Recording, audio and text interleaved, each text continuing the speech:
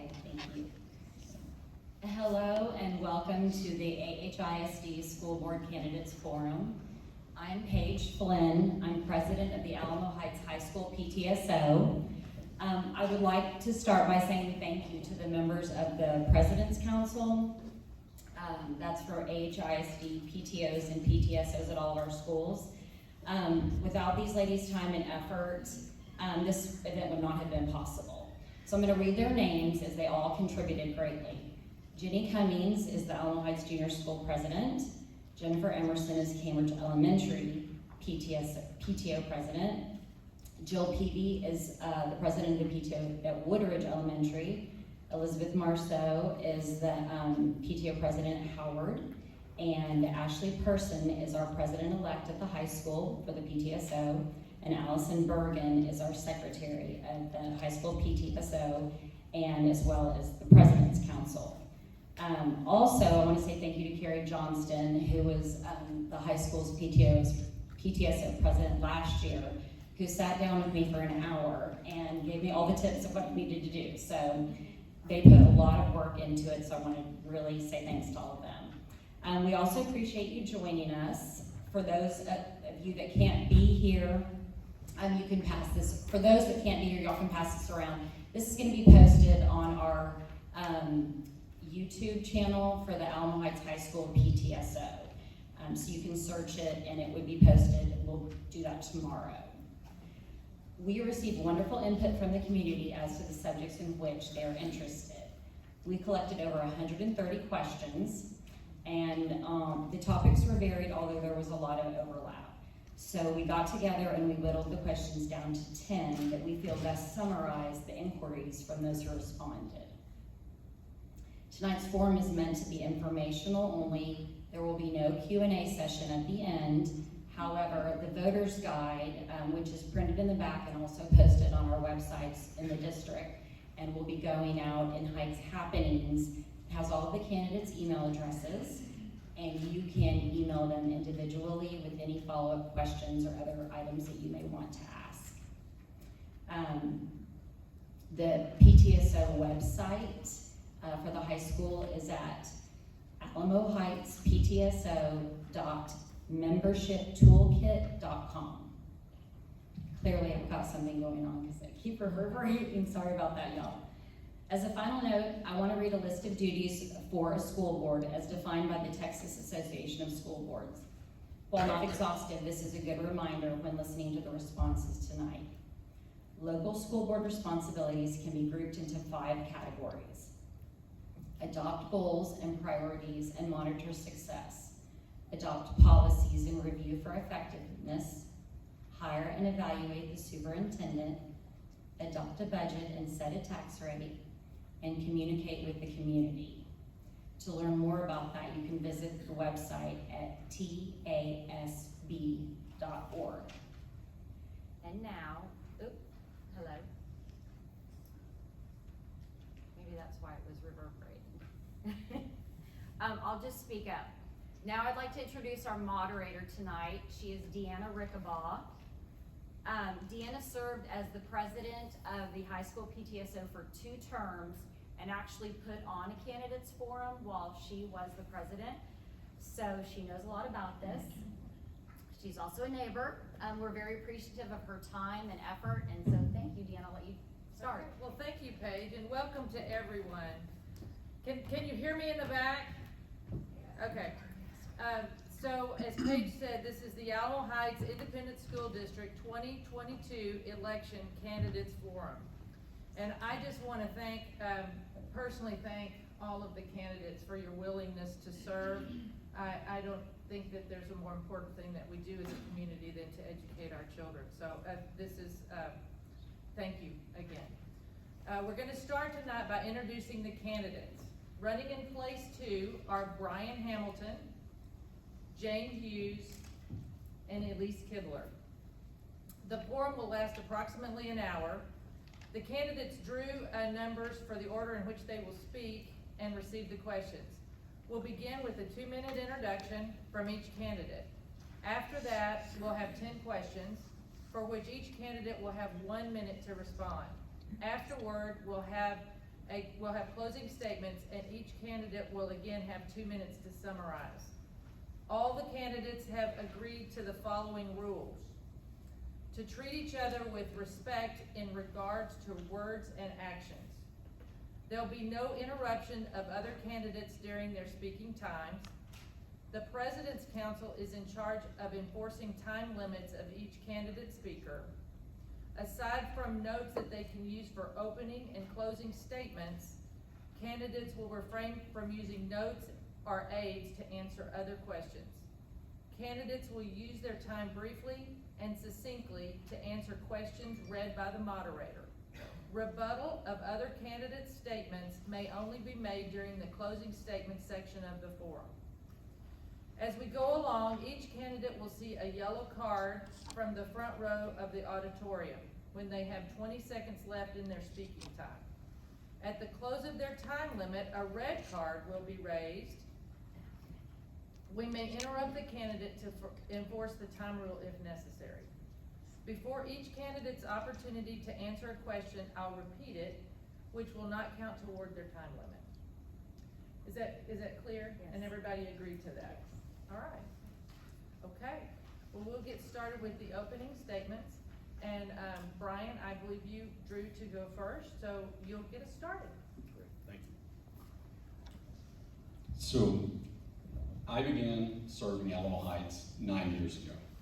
First on the board of the Alamo Heights School Foundation, including as its president in 2017, 2018, and these last 3 years on the school board. My reason for serving is a deep desire to better the funding for our kids, to keep our tax dollars in our schools. As a parent of 2 kids currently in the district, I know, I see, I hear, and I feel every day what's going on in our schools. I want the best for my kids, just as any parent wants for their own. Our district is far from perfect. We need to communicate better. We need to better our academics at certain classes, at certain campuses.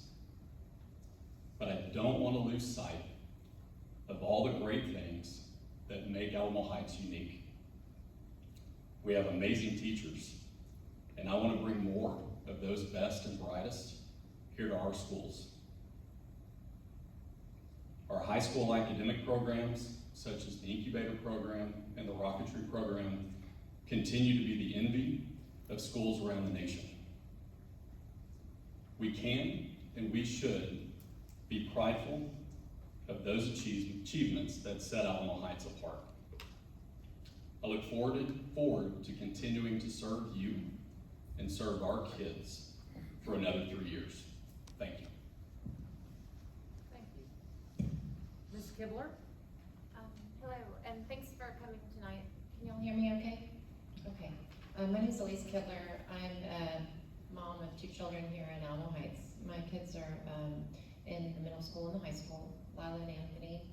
We've been in the school district since Howard, and we've just absolutely loved it. And I'm really just here tonight to offer my support to the school district and assistance if I can help in any way. And I do respect you sincerely. Thank you for all your service that you've offered to our children in our school district, Mr. Hamilton.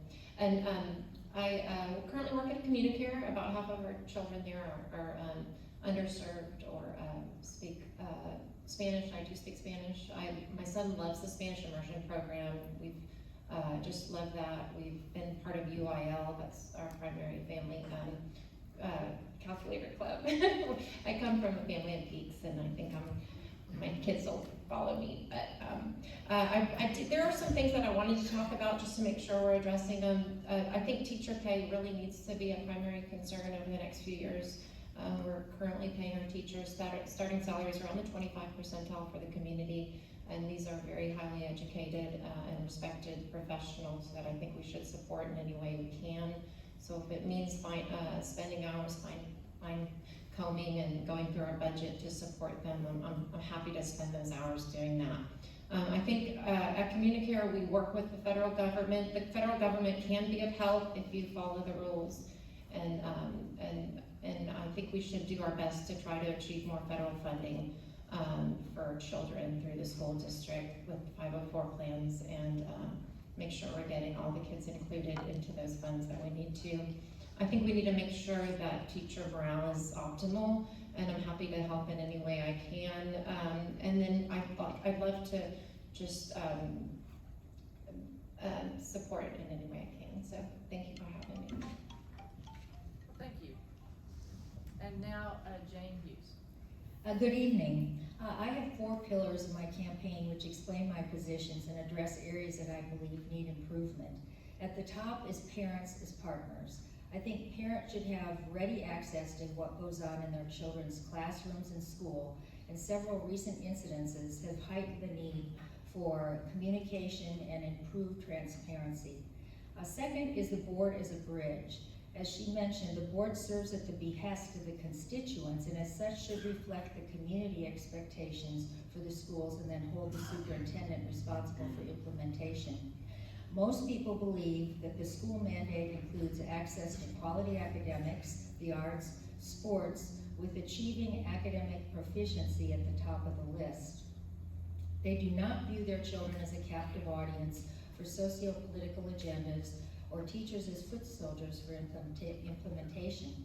The third pillar is academics, not political agendas. In mid-2020, the board unanimously approved expenditures of $42,000 to develop a 3-year strategic equity, diversity, and inclusion agenda in our schools. This agenda prompted many parents to push back. This critical race theory associated agenda is now gone, but not because of the board or school administrators, but because parents all around Texas pressured lawmakers, leading to legislation to ban this agenda in the K-12 public schools. Fourth is back to normal. I think our children have suffered psychologically, socially, and academically from school closures, remote learning, mask mandates, and other measures that have been largely ineffectual but with lasting consequences. We cannot let this happen again, which requires developing proactive management plans. These principles will guide my actions when working with my fellow board members should I be elected. Thank you. All right, thank you. Okay, so we have 10 questions, and just a reminder, you get 1 minute for each of your responses, and I'll repeat the question for each of you. So Ms. Hughes, you're gonna kick us off for this question. Looking back over AHISD's response to the COVID pandemic, what specific district response would you implement differently? What research do you cite to support your proposed path? Do you want to repeat it? No, that's for you. Oh, good, okay. I think in looking back at the response to the pandemic, I think that we could have moved forward in a more rapid fashion, getting students back to school for in-school learning.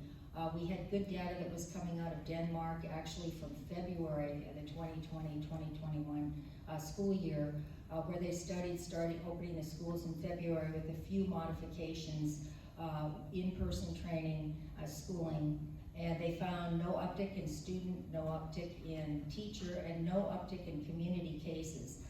This was also repeated in Wales and also in the Cherokee County school district here in Georgia.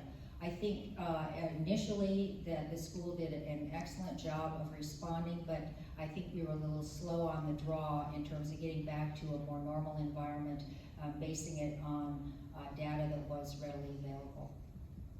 All right, thank you.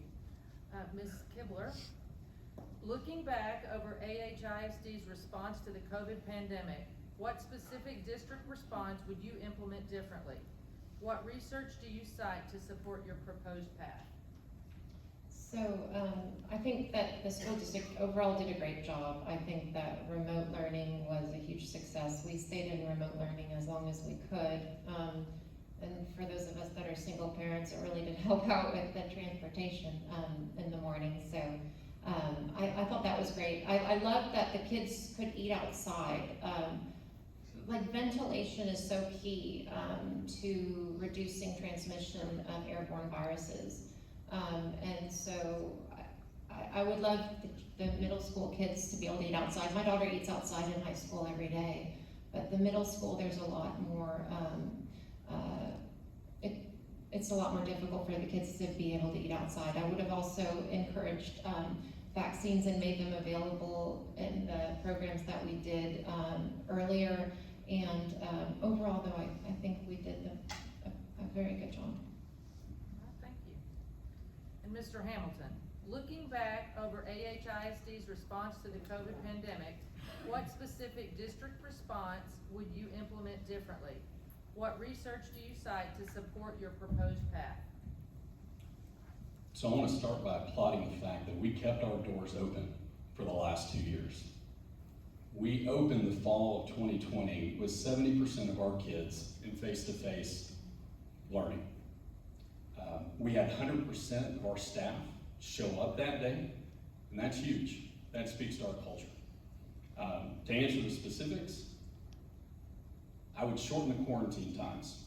I think we learned as you went throughout the 2 years, and that's a shame, but that is to answer your specific question, that is one thing that I could see us doing different. All right, thank you. Okay, question 2, Ms. Kibler, this will be for you. Please describe your thoughts on school finance and how we can solve the current funding crisis. How would you determine your budget priorities? So I think my budget priorities are based on the fact that I feel like the captains of our ship are the teachers, and do our best to go through where we're spending that much money. $40,000 really, when you look at the budget, is not that much. But I think we need to focus on paying our teachers more, looking at where the money's being spent, and also optimizing federal dollars for 504 plans. As a pediatrician, I'm constantly treating children with mental health illnesses and ADHD, and each of those kids could be $500 from the federal government if we do our paperwork right.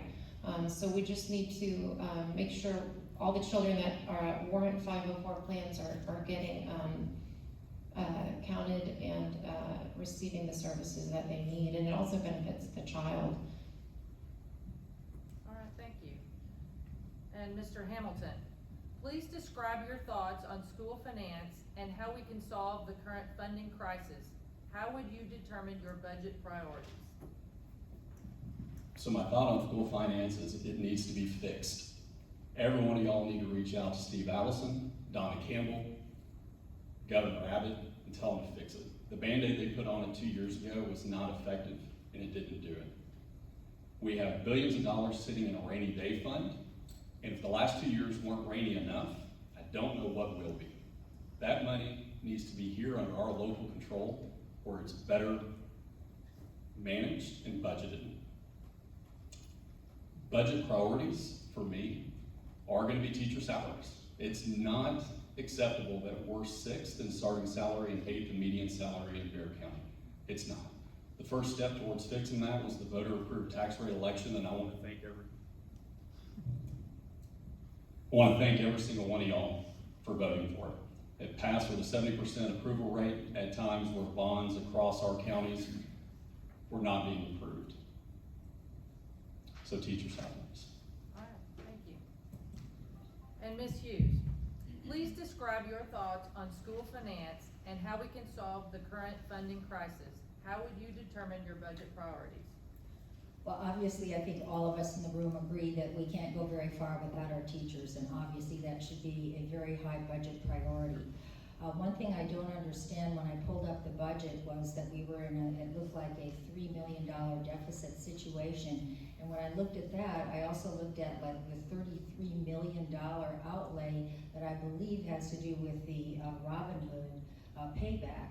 So it would seem to me that we ought to be able to establish some sort of an alteration in the tax structure such that we could still have the same sort of workable revenue, but not pay as much money back to the state, where we're not getting the tax benefit from those tax dollars that we're spending out. So I agree the budget does need to be solved. I think there are ways to do it by doing a line item evaluation of everything. But again, obviously we want our kids and our teachers to be in the forefront of any consideration about it. Budget. All right, thank you. Okay, number 3, Mr. Hamilton, this will be to you. As a board member, what would you do to aid in hiring and retaining and retention of competent and equipped administrators in AHISD to ensure a high standard of learning in our district?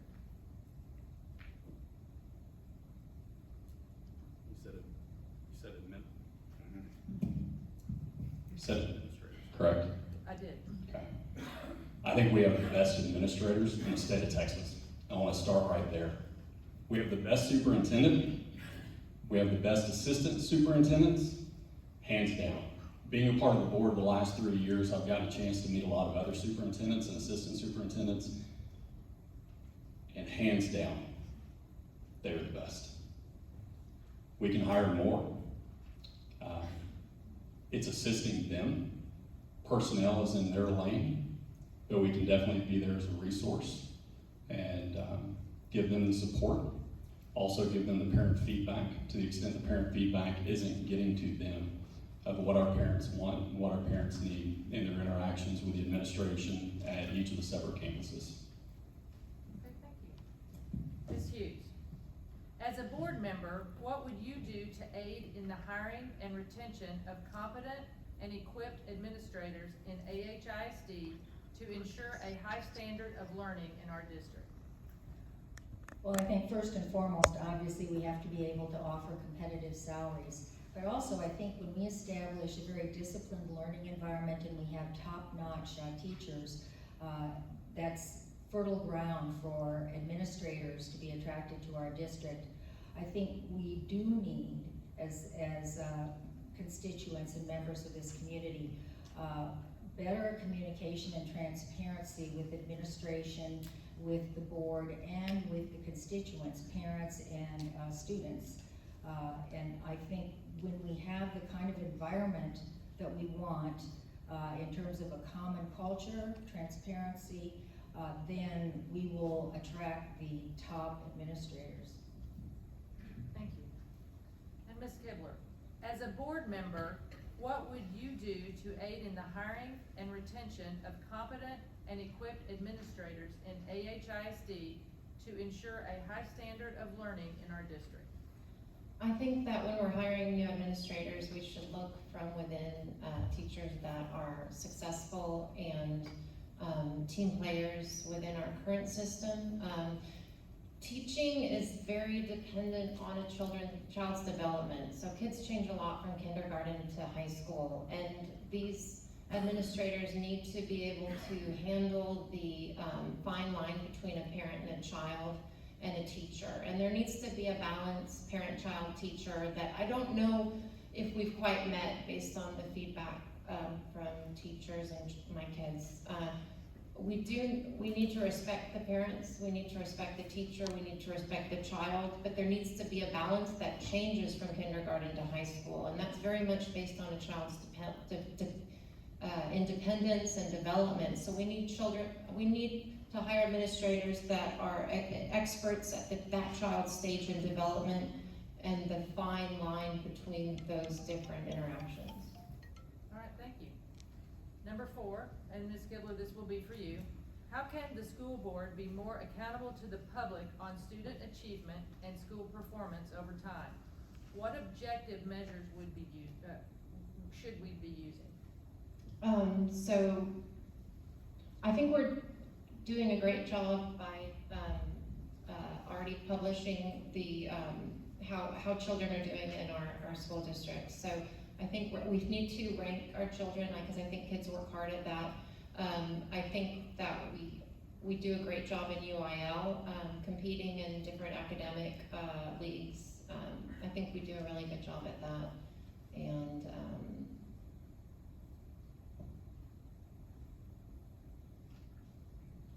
Well, thank you. Okay. And to Ms. Hughes, how can the school board be more accountable to the public on student achievement and school performance over time? What objective measures should we be using? I think one way that the school board could be more forthright in terms of the community regarding student achievement and everything is to have more I would say, vigorous, lively discussions at the meetings regarding information as it comes in, even if it's just as a report from the superintendent or from different curricular officials in the school district. What was the last part of it, the question? What objective measures should we be using? Oh, I think we are using objective measures in terms of our school achievement, and actually there are rankings that rank our schools throughout the state, and we have traditionally ranked very high, thank goodness, in those. And I think the board's job is actually to be a cheerleader for those results. All right, thank you. And Mr. Hamilton, how can the school board be more accountable to the public on student achievement and school performance over time? What objective measures should we be using? So I appreciate the administration years ago put together a community-based accountability. We didn't rest on the state's accountability and their test scores. We don't rest on the STAR exam. Yes, it's important, but it's a one-day test for our kids. It's a data point among hundreds. So the community-based accountability, if you don't know about it, but I hope you do, please go look at it. Also the February feedback, that's something unique to our school. We seek feedback from parents. We want your feedback. That's where you can hold us accountable and hold the administration accountable. But as for the measures, again, it goes back to the measurements that are stated in the community-based accountability. It goes above and beyond what the state asks of us, what the state requires. Our kids are more than a letter grade, and they're definitely more than a STAR exam grade. All right, thank you. The fifth question, Ms. Hughes, this will be to you. What is the most important issue that you feel is affecting the Alamo Heights School District today? Well, aside from the economics, I think the most important issue is that we need to decide what the role of the school is for our children. I have been deeply concerned about the socio-political agenda move. I think that our major mandate for our schools is academics, the arts, and athletics, and beyond that, I would like to see us focus on that. That pretty much fills up the day. Leaving socio-political agendas out of the schools, I believe that we should have a common culture that reinforces kindness, acceptance, civility amongst all of us, regardless of our differences. I think that that's the atmosphere that I've experienced at the school, and I want to see it continue. All right, thank you. Mr. Hamilton, what is the most important issue that you feel is affecting the Alamo Heights School District today? I would believe it's fighting the false narrative that our equity work is somehow equated to critical race theory, because it's not. Critical race theory is a framework for thinking critically about how racism has affected our judicial system. Our equity work is about giving each kid in our school a sense of belonging, because when they feel like they belong, they perform better. It's also giving those kids the resources that they need at the right time in their academic career so they can be the best student possible. And that narrative has got to change. All right. And Ms. Kibler, what is the most important issue that you feel is affecting the Alamo Heights School District today?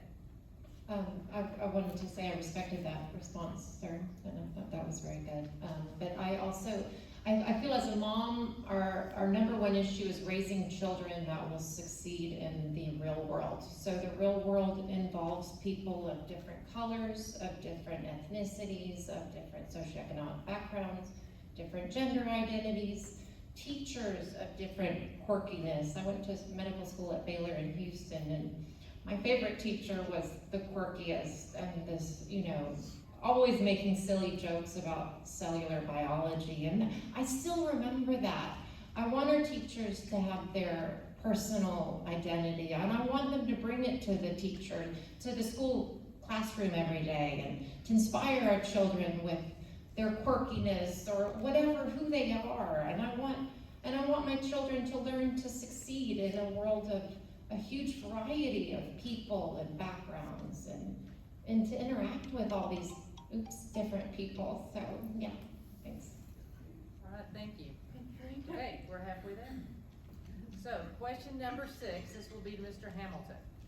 A school board member is charged with serving as a bridge between the district and its community members, most importantly, parents. How do you plan to improve transparency and communication with the community of Alamo Heights? How would you hold the administration accountable? I would start with the hiring of our new Director of Communications, who hopefully is going to be on staff in the coming weeks. We've seen the importance of that role, and administration rightly elevated that role to a director position. I would task Dr. Bashara with sending that person on a listen and learn tour to every campus and every parent, understand what the parents want, understand how we're communicating well and how we're not. Administration right now has a fresh blank slate when it comes to communication, and this is the time to get it right. Also, our website can definitely be updated, and that is another action item that I want to see come the next year. All right, thank you. And to Ms. Hughes, a school board member is charged with serving as a bridge between the district and its community members, most importantly, parents. How do you plan to improve transparency and communication with the community of Alamo Heights? How would you hold the administration accountable? I think one of the main things would be to publish the agenda in plenty of time and send it out so that everyone in the community knows what topics are going to be discussed at the school board meetings. I think there has been some issues of transparency, and I think a desire by the community for there to be more interaction and discussion about the various issues that are brought to the board. I think anything that is an action item that the board decides, of course it would be the superintendent's job to make sure that it was implemented throughout the district. I think one way that could assist in that is the establishment of, for example, an academics committee that would work with the board and then with the administration as well to be able to evaluate and communicate with the public what we are doing in terms of academics. Thank you. And Ms. Kibler, a school board member is charged with serving as a bridge between the district and its community members, most importantly, parents. How do you plan to improve transparency and communication with the community of Alamo Heights? How will you hold the administration accountable? Okay, so that bridge is going to serve very different roles in kindergarten versus high school, and I think it's really important that we as parents understand that.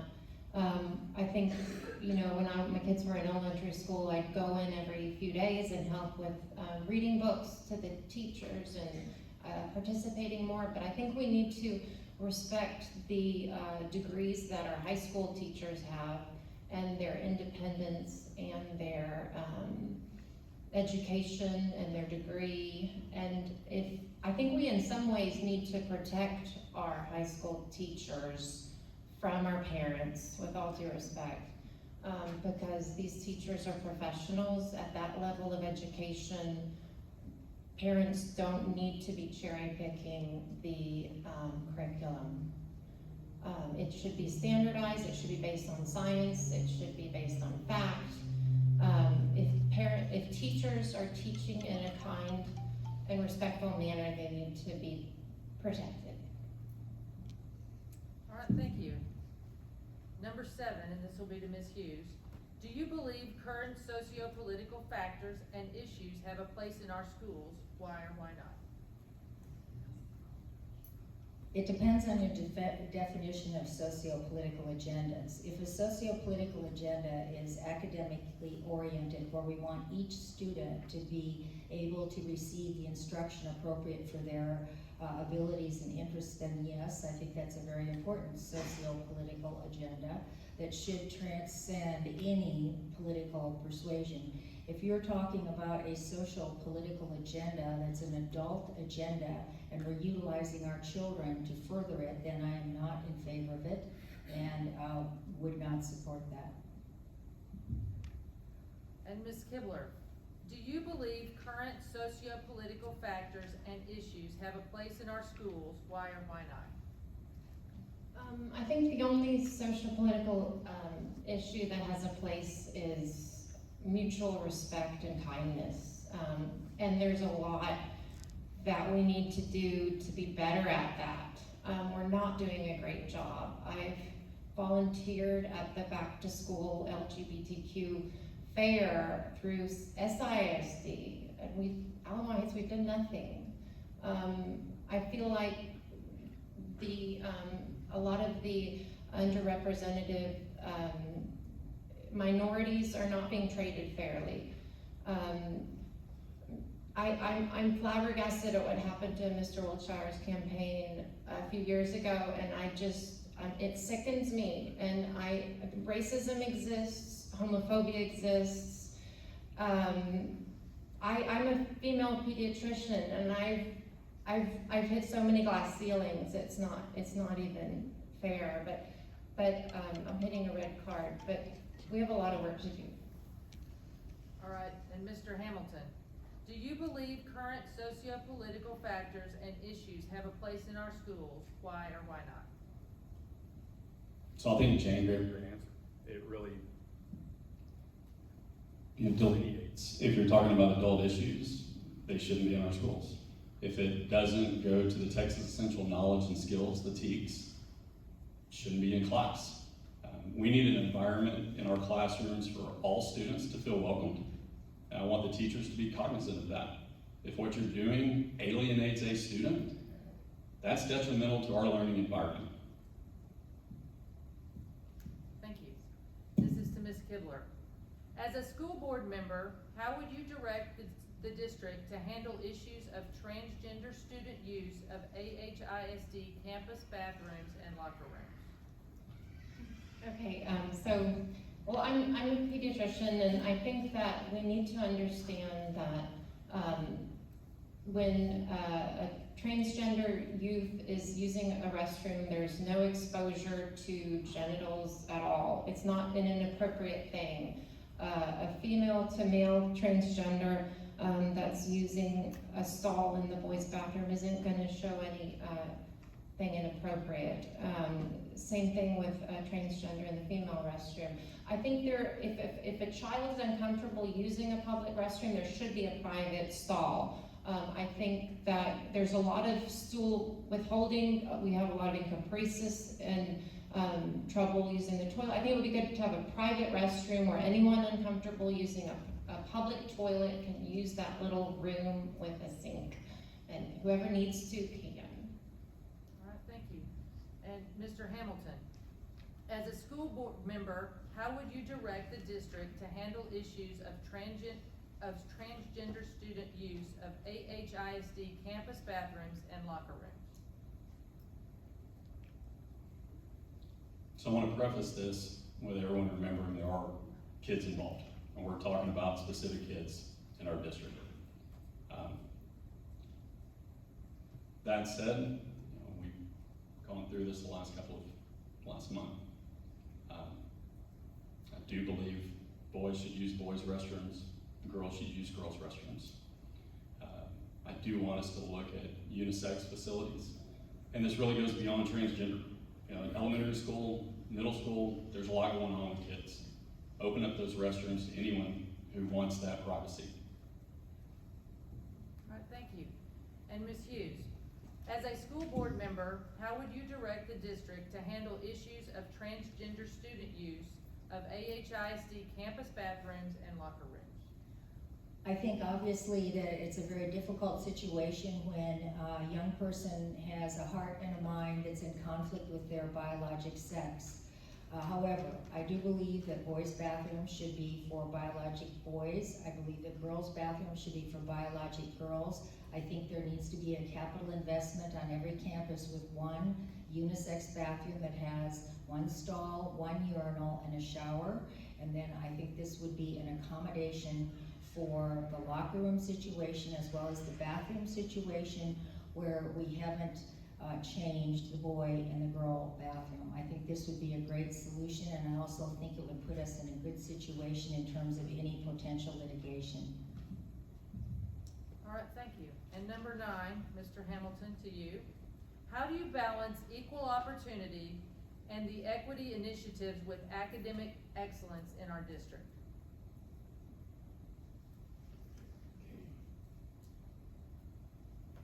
So I said this earlier, the equity work is about giving every student a sense of belonging. And research shows that when kids feel like they belong, they achieve better. The equity work is also about giving all students the resources and the rigor that they need at the right time in their educational career to be the best students they can be. So I think you balance it very well. I think you push those. Like I said, we went back to rigors involved. It's not dumbing down the curriculum, as I've maybe heard from some.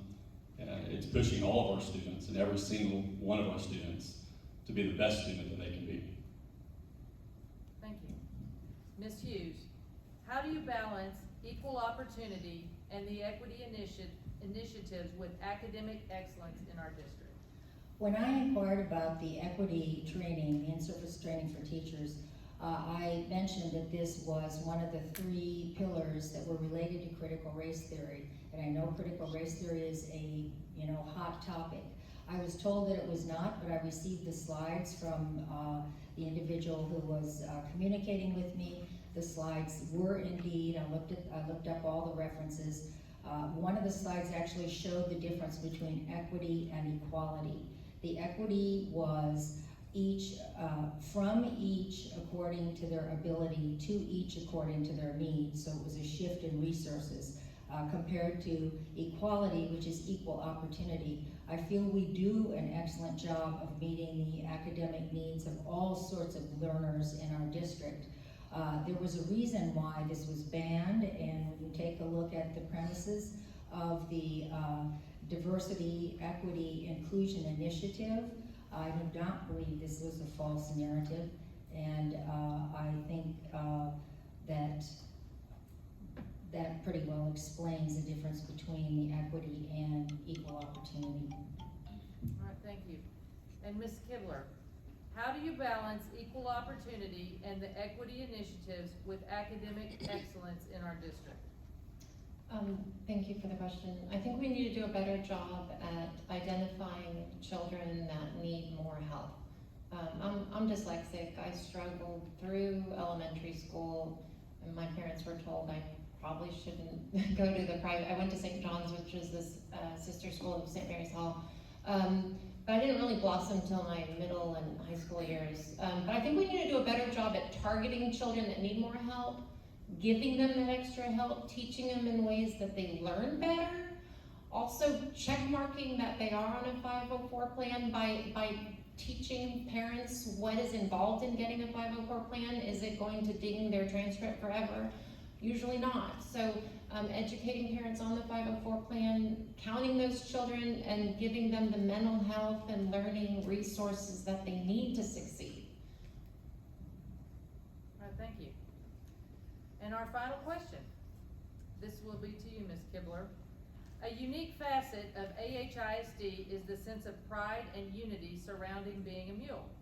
In the past several years, there seems to have been an increase in divisiveness among our community.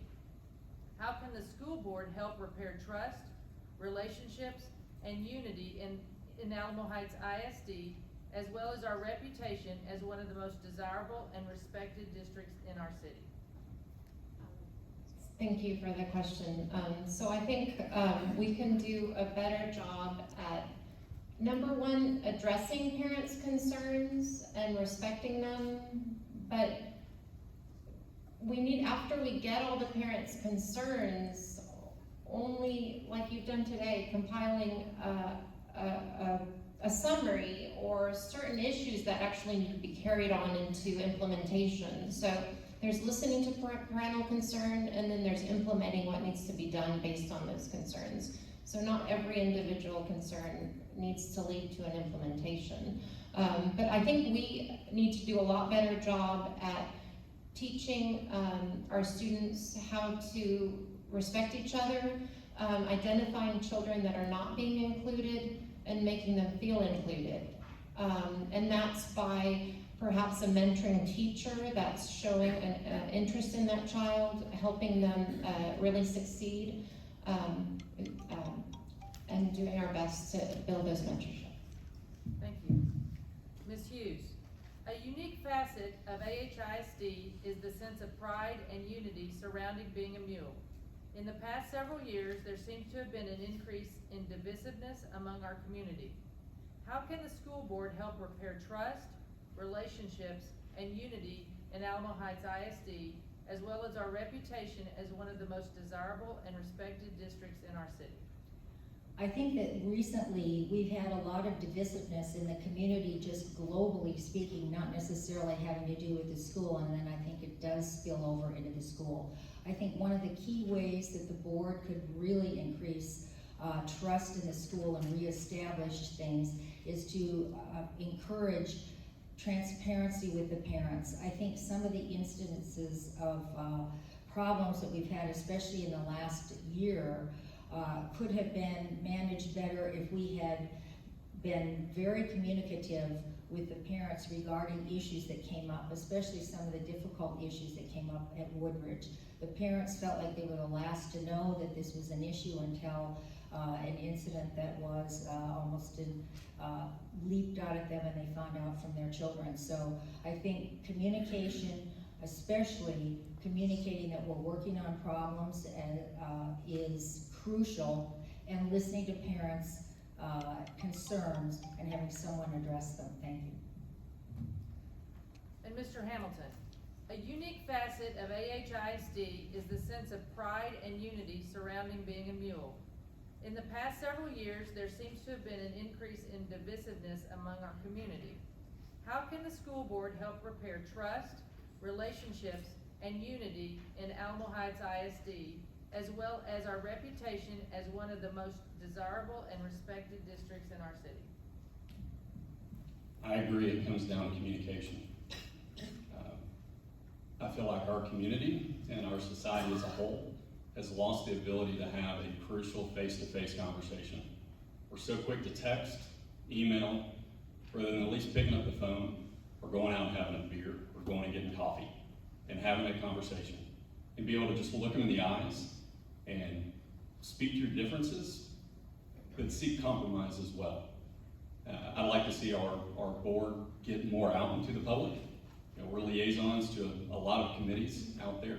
I think we can be liaisons to the PTOs, if the PTOs are open to that, allowing us to come into the meetings to hear what they're having to say, and for us to be able to report out also of what the board is doing. All right, thank you. Well, that concludes the Q&A section of our forum. It is now time to hear from each person with their closing statement. You'll have 2 minutes. And Ms. Hughes, will you go first? I certainly will. In closing, I have qualifications besides having 3 grandkids in the district that I believe will make me an effective board member. I was elected to 2 terms as a trustee in Northside School District prior to moving to Alamos Park 23 years ago, which gave me invaluable experience working as a team even when we had respectful differences of opinion. We created, and I was selected to chair the academics committee, and I was also chair of the finance committee. My most meaningful experience in our district has been serving as a mentor for 2 years in the incubator program at Alamo Heights High School.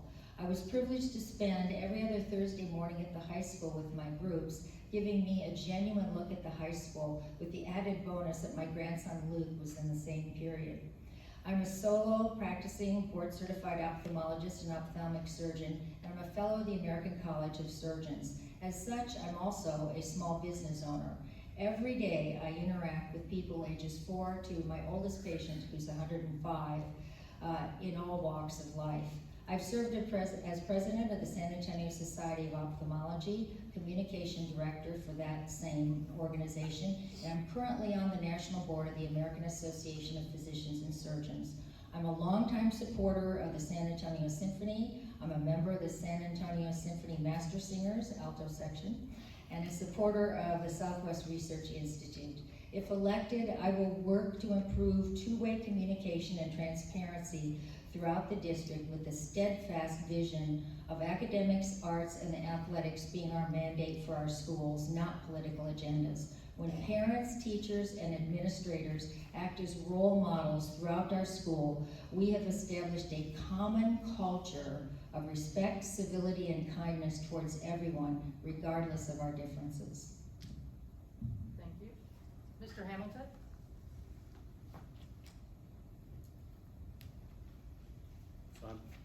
I appreciate everybody coming out here tonight, and I think after hearing the answers, I think you'll see a clear differentiation between the candidates. I'm a parent, and at one time or another, Hillary and I have had a kid at every school in this district. I'm a father at the Little League 3 nights a week, and I'm your dad at the Boy Scout campouts. I want the best for my kids, and I want the best for your kids. I'm proud to have served on the school board these last 3 years and to be part of a group that over the years has helped create the academic environment that we have, the academic environment that yields impressive academic and extracurricular results. While we're not perfect, we will strive in an environment of continuous improvement to better the academic environment for all students. And I look forward to continuing our work the next 3 years. Thank you. And Ms. Kidler? Thank you so much for having me tonight, and I just wanted to emphasize that I think the most important thing our children are learning here at Alamo Heights is how to succeed in the real world.